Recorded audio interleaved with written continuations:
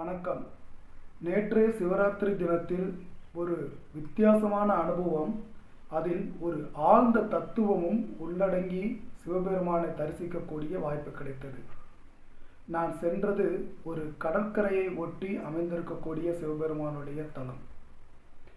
அங்கு சிவலிங்கமானது நாங்கள் சென்று பார்க்கும் பொழுது நீரிலே மூழ்கி கிடக்கின்றது.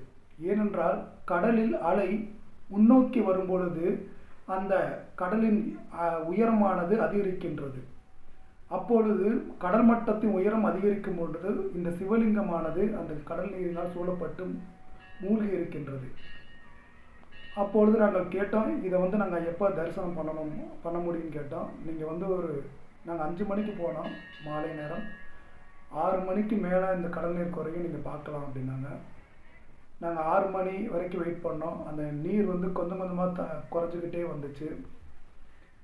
கிட்டத்தட்ட ஒரு 7 மணி ஆகும்போது தான் அந்த நீர் முழுவதுமாக கடல் பின்வாங்கி எங்களுக்கு சிவபெருமானுடைய தரிசனம் கிடைச்சிது.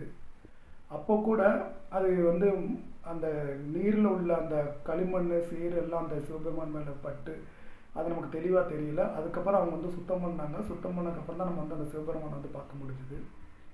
ஆனால் இதில் என்ன தத்துவம் அடங்கியிருக்கு அப்படின்னா, இருக்கும் இடத்தை விட்டு இல்லாத இடம் தேடி எங்கெங்கோ அலைகின்றார் அப்படிங்கிற மாதிரி அங்கே நீரில் சூழப்பட்டு இருக்கிறார். ஆனால் அதுக்குள்ளே சிவபெருமான் இருக்கிறார், நம்ம கண்ணுக்கு தெரியலை.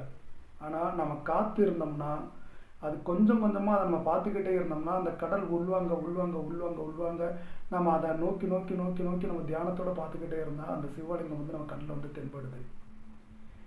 இந்த தத்துவம் என்ன அப்படின்னா, நமக்குள்ளே இருக்கக்கூடிய கடவுளை நம்ம மேலோட்டமாக பார்த்துட்டு அவர் அங்கே இல்லை அப்படின்னு நினைக்கிறோம். அந்த நீர்ப்பரப்பு மூழ்கி இருக்க மாதிரி மூழ்கி இருக்குது. ஆனால் இந்த கடவுள் உள்வாங்கிற மாதிரி நம்முடைய மனமானது எப்பொழுது அடங்குகிறதோ அப்பொழுது பின்வாங்குகிறது. அந்த மேலிருந்து வாரியாக நம்ம போடக்கூடிய அந்த எண்ணங்கள் எல்லாம் பின்வாங்கும் போது நம்மளால் அதுக்குள்ளே இருக்கக்கூடிய சிவபெருமானையோ அந்த இறைவனையோ மங்களாக நம்மளால் பார்க்க முடியும். அது நம்ம இன்னும் ஆழமாக போய் பார்த்தோம்னா